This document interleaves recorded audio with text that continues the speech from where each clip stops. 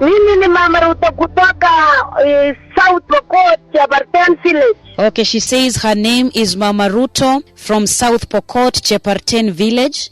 Mimi ndio natoka mali Mama Rosa ilifufuliwa. She says she comes from the same village as Mama Rosa who was resurrected. Usiku sasa, wakati usiku nilipigiwa simu. When she was called on the night Mama Rosa died. Asubuhi sana saa 2 nilifika kwake. On the following day, early in the morning at 8 a.m., she went to Mama Rosa's house. Wakati niliingia mlango, and she tells us when she approached the door, nikasikia harufu funde. The rotting stench of death hit her. Nilirudi hata nyuma kidogo. And caused her to retreat back and out of that room. She went back a bit. Na nikasema amefufuka kweli. And then she asked herself, has she really resurrected? Kwa sababu ya ufunde na harufu. She says the reason why she asked herself that question, has she really resurrected, is because of the stench of death that hit her when she approached the door to the house. Nikaenda moja kwa moja mpaka mali yeye iko. And then she went right straight to where Mama Rosa, who had just been resurrected a while ago, was lying. Nikapata anapumua. And then she says she found that Mama Rosa was breathing. Lakini macho alikuwa nyeupe bado. But the eyes were still totally white. Ni macho ni nyeupe kabisa. She says the eyes were very, very white. Hata uso yake ni tofauti sana kama ya mwanadamu. And then the face was totally different, not like any face for a human being.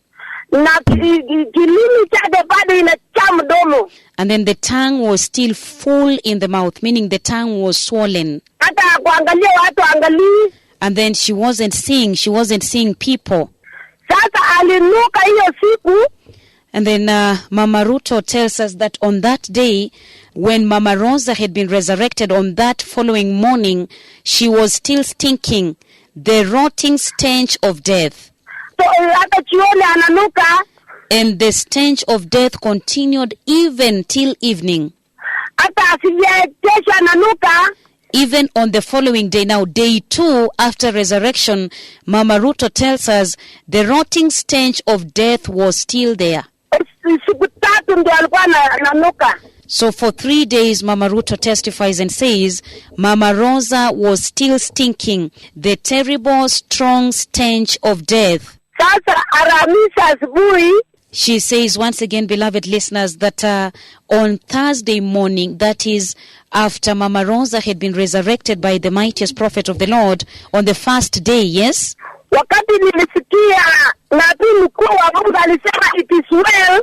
She had heard that the mightiest prophet of the Lord had said it is well.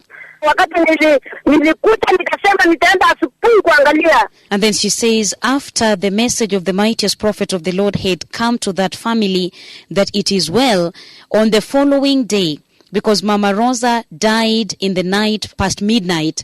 So a few hours later at 8 in the morning, that is when Mama Ruto said, let me go and see. Let me go to the house of Mama Rosa and see.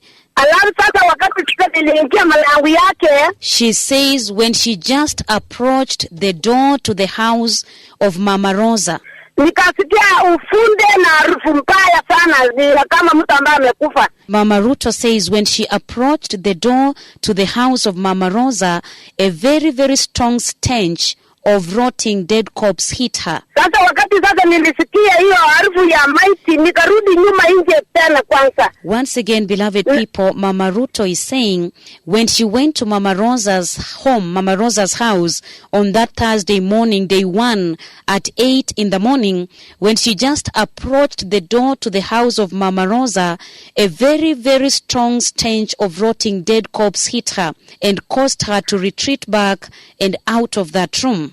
Na nikasema na kweli imefufuka. And then she asked herself, is it true? Is it true that surely she has resurrected? lakini kwa ujasiri ya Kiswahili nikaenda mpaka sasa nikakuwa na ujasiri, lakini ilikuwa imenuka, mapua yangu ilikuwa imejaa ufunde. She says she just had to gather some courage, really, because the man of God, the mightiest prophet of the Lord, had said it is well, in order to enter that room.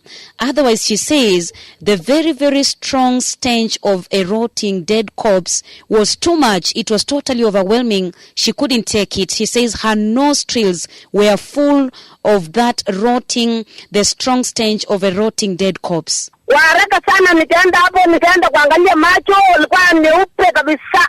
And then she had to gather. She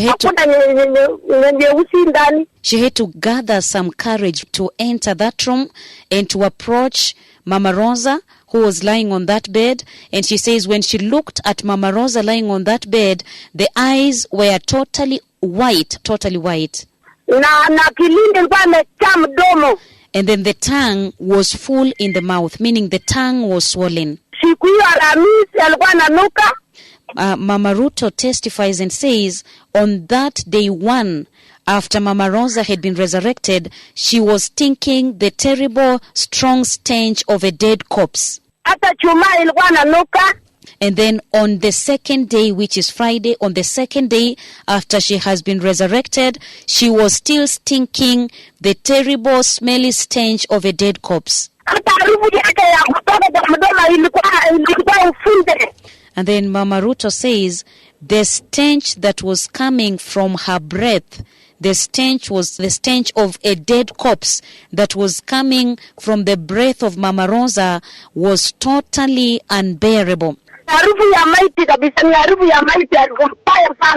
She says this stench was a terrible, very, very strong and terrible stench of a rotting dead corpse.